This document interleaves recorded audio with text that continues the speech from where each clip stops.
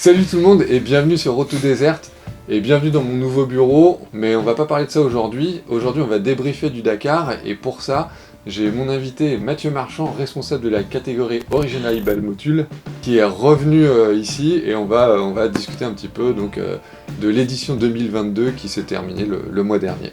Intro.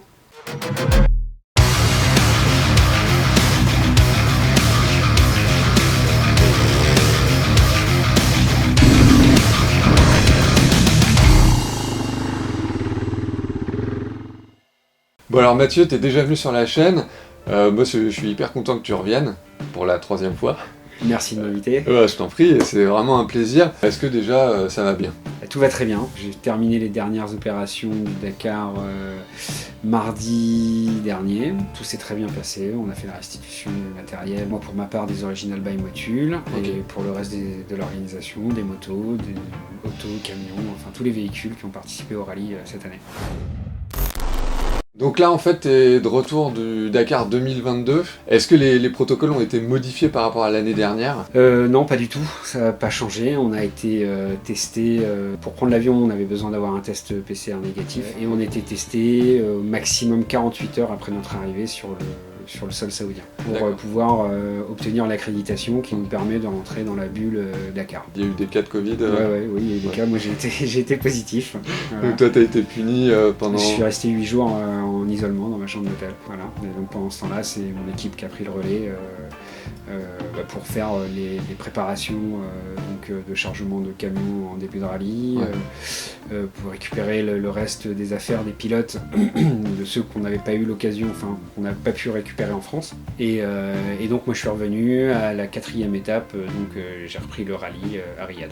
Donc tu avais quelqu'un sur place qui pouvait prendre le relais Oui, j'ai une personne de mon équipe avec qui je travaille depuis pas mal d'années, qui lui connaît bien le boulot. Et donc j'ai géré à distance. Et puis voilà, et puis ça s'est très bien passé. Donc ouais, pour les tests Covid, il y a eu des milliers de tests qui ont été effectués quoi. Je pense qu'il y a dû y avoir plus de 4000 tests d'effectués. Sur les 12 jours, enfin sur les 30 jours en fait. Oui, sur toute la période du rallye, oui. C'est beaucoup et peu de positifs au final. C'est quand même une réussite quoi, parce que même s'il y a eu des cas après, parce que c'est inévitable, ça n'a pas été l'hécatombe. Non, ça a été bien géré. Les protocoles sanitaires, chacun a fait en sorte de respecter les protocoles sanitaires. C'est toujours des conditions un peu particulières, mais bon, c'est des beaux défis à relever. Là, bon, c'est un défi qui est un peu particulier, puisque bon, on parle de Covid. Mais oui, ça a bien marché. En fait. Il y a eu beaucoup de préconisations de la part d'ASO, que les gens prennent l'avion sereinement. Il y avait les fêtes juste avant, en plus, le départ du rallye.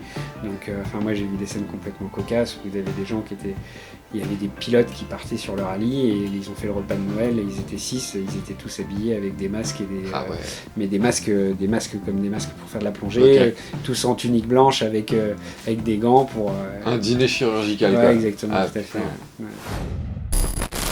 Ce qu'il faut savoir, c'est que toi, ton équipe arrive assez longtemps en avance en fait. Oui, nous on arrive en général, entre 5 et 6 jours avant le début du rallye. Ouais, quand même. Donc, voilà. Parce qu'en fait on a beaucoup de préparation, chaque famille décharge ses conteneurs, on est sur une plateforme logistique et ensuite on doit charger nos camions respectifs avec nos méthodes de chargement pour pouvoir prendre le début du rallye de janvier. En fait bon voilà, faut qu'on soit prêt, faut que les camions puissent partir 20 heures avant la première étape. Voilà, pour pouvoir être au premier bivouac à l'heure et qu'on ait le temps de monter le premier bivouac sereinement. Parce que bon, si on a des petits soucis qui arrivent, c'est possible, le premier montage. Le Covid, voilà. Non mais des soucis d'installation. Ouais, des soucis d'installation, voilà. Et justement, les bivouacs, vous mettez combien de temps à les mettre en place? Alors, moi, pour ma zone, on a à peu près entre 3h30 et 4h de montage. Une zone de combien de mètres carrés? Elle fait 60 par 40. vous n'avez pas beaucoup de structure au final. On a 2 semi-remorques que je positionne au milieu de la zone. Et ensuite, on déploie derrière les camions, c'est ce que je vous avais expliqué déjà dans la première vidéo. On a la zone dodo, donc là où les pilotes montent leur tente.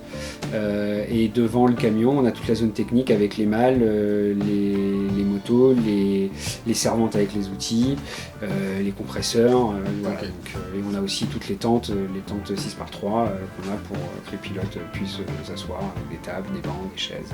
Ouais, donc ça permet aux gens qui bricolent de pas forcément déranger ceux qui veulent se reposer. Voilà, c'est ça. En fait, le fait d'avoir positionné les camions au milieu de la zone, c'est pour vraiment délimiter qu'il n'y ait pas de bruit sur ceux qui sont dans la zone de dos. En fait. Moins de bruit. Moins de bruit, parce que bon, de toute façon, il y a des générateurs et des compresseurs qui tournent tout le temps, donc c'est très bruyant. Ouais, les voies sont très bruyants. Jusque tard. C'est H24, il y a toujours du bruit. Les départs moto, c'est très très tôt le matin, Ouais, c'est ça? Ça va de 4h à 6h du matin en fait, ça peut varier. Tu as 2 heures de départ. Voilà. Toi, à la première moto qui part, vous commencez à ranger ou vous attendez que le dernier soit parti? En général, nous, notre premier pilote il part une demi-heure après la première moto. C'est-à-dire que la première moto du classement général du rallye, nous, notre premier pilote va partir 30 minutes après la première moto. D'accord. Quasiment tous les pilotes de la catégorie seront debout, les mecs auront replié leur tente, et nous on sera en train de charger notre deuxième camion qui partira une fois que les pilotes auront rendu leur sac, leur tente. Voilà, c'est ça en fait. En gros, les distances entre les bivocs sont longues. Mais maintenant, moi je fais partir un camion le soir à minuit pour être sûr que le matin j'ai au moins des mecs et quelque chose si jamais le deuxième camion n'est pas à l'heure. Là cette année, il y avait combien de participants? Alors, dans la catégorie, il y avait 33 participants au départ et il y en a 29 à l'arrivée. 29 à l'arrivée, ouais, c'est pas mal, c'est bien. Ouais, alors c'est un peu moins de participants que l'année dernière, mais un peu plus à l'arrivée je crois. Exactement. Pourquoi? Alors parce que bon, je pense qu'il y a eu pas mal d'étapes en boucle, ce qui fait que les pilotes se reposent un peu plus. Il y a eu deux étapes de coupé à cause de conditions climatiques. Au lieu de faire 400 km de spécial dans une journée, si t'en fais que 100, t'es moins fatigué le soir, tu rentres moins tard au bivouac, tu peux te coucher plus tôt, il y a plus de récupération, bon voilà, donc je pense que ça a été un facteur qui a joué pas mal sur le nombre de participants à l'arrivée. Et donc 2022, nouvelle année, fantastique. Est-ce qu'il y a eu des nouveautés, que ce soit pour le staff, parce que c'est votre Dakar aussi, c'est quand même, vous faites la course presque contre les pilotes pour arriver avant, et est-ce qu'il y a eu des nouveautés pour les pilotes? Il faut savoir que maintenant c'est la deuxième année où on a les gilets airbag, donc on leur a mis une chose toute bête, on a mis des porte-cintres avec des cintres à disposition, et au pied des porte-cintres, parce qu'il faut savoir que les gilets airbag il faut les recharger tous les jours. D'accord. On leur a mis une belle rangée de prises en dessous le porte-cintre, et portant, pour que les mecs puissent charger leur gilet proprement et que ce soit pas éparpillé partout et que ce soit galère. On a mis à disposition aussi ce qu'on n'avait pas avant, c'est des racks USB pour que en fait, les gars puissent venir charger leur téléphone et leur batterie. J'ai fait acheter des bâches, des grosses bâches assez épaisses pour que quand on décharge les sacs des gars, les sacs motards dans lesquels ils ont leurs fringues en général, ce soit pas plein de boue si jamais ils flottent, qu'on puisse les protéger si jamais il pleut également. Voilà, c'est des petites nouveautés. Si on a eu aussi une nouvelle servante avec toute la gamme d'outils parfaite pour travailler sur une moto. Donc c'est en plus de celle que vous aviez déjà, donc là vous avez deux exemplaires. On a deux îlots en fait, on a 2 îlots pour que les mecs puissent avoir des outils. Je les place de part et d'autre de la zone pour que en fait, ce soit bien réparti et que les gars aient la même distance à faire pour aller chercher des outils. On essaie de faire tourner les lignes de malles, parce qu'il y a 3 rangées de malles en fait. Ceux qui sont sur la dernière rangée, hop, on les fait passer devant. Et ainsi de suite. Ah ouais, comme ça oui, en fait, t'as un vrai roulement. Il y a un vrai roulement et chacun est au moins 2 fois ou 3 fois pendant le rallye en première ligne, donc à les outils à 2 mètres de main. D'accord. Et pour le staff? Et pour le staff, j'ai émis l'idée pour qu'on ait des bus couchettes l'année prochaine, scindés avec une autre équipe, pour qu'on puisse dormir au chaud, parce qu'on dort pas beaucoup, et si on dort pas beaucoup et qu'on dort mal, là on n'a aucune récupération, et c'est problématique après ça joue beaucoup sur le physique et sur les montages, on peut faire des bêtises. Voilà, quand on est fatigué et qu'on fait de la manute, ça peut être dangereux. Voilà, tout à fait.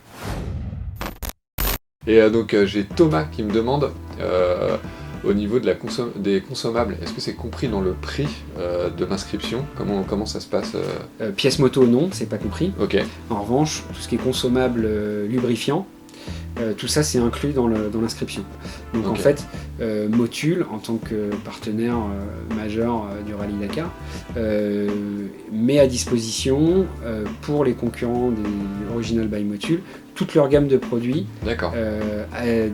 en libre service pour tout le rallye. Donc en fait, ça va du liquide de frein au liquide de fourche, l'huile moteur, en passant par les cleaners, les moto-wash, enfin toute la gamme des produits Motul Moto est à disposition. Ils mettent même des gants à disposition. Ah oui. On a un bac aussi pour dégraisser les pièces si jamais il y a besoin. Trop bien. Voilà, oui, tout est inclus dans l'inscription. Tout est inclus et en illimité, quoi. Et en illimité. J'ai une autre question qui est un petit peu... Enfin, moi, je vois deux aspects de la question. La question, c'était, il y a quoi dans une malle moto?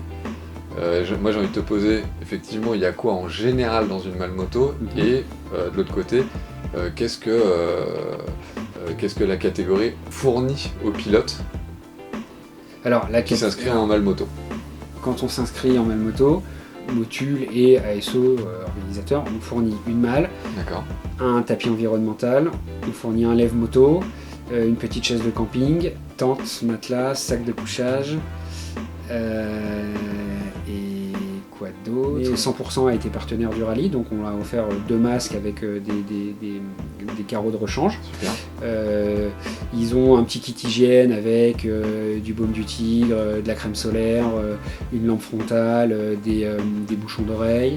Motul a fait un partenariat avec Kenny aussi, donc ils ont pu commander des blousons, des vestes de moto, brandés avec leur numéro, des sacs motards, un petit sac motard étanche, des sacs de 90 litres brandés Original by Motul à roulettes. Il y avait aussi 100% offert une paire de lunettes de soleil aussi à chaque pilote. Ouais, ça fait un bon package. Ouais, ça fait un bon package, ouais, c'est intéressant, mais c'est bien parce que bon, ça permet à tout le monde d'avoir de la visibilité, ça permet aux pilotes d'avoir d'un équipement de bonne qualité.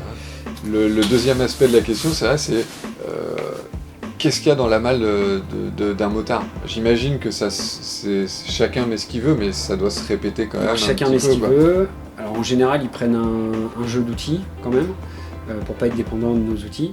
Alors après, ils ont tout ce qui est consommable moto, ils ont les filtres, ils ont un kitchen, ils ont des poignées d'embrayage, poignées de frein, ils ont tout ce qui est pièces de rechange pour leur moto. C'est très orienté pièces moto. Ouais, quand même. Pièces moto et jeux d'outils. D'accord. Ouais, puisque vous avez les outils un peu, enfin, je dirais lourds, quoi, mais genre les clés dynamométriques et tout ça. Ouais, exactement. Ça sert à rien de s'encombrer avec ça dans sa malle. Il vaut mieux mettre des pièces de rechange. C'est ça, tout à fait. Bon, on arrive à la fin de cette vidéo. En tout cas, Mathieu, merci beaucoup d'être revenu pour cette interview. Merci beaucoup à toi de ton invitation. C'est toujours, ça fait plaisir de débriefer et puis de parler du Dakar. Et puis écoute, j'espère qu'on fera ça l'année prochaine. Allez, on se revoit bientôt pour un prochain épisode. Salut les gars.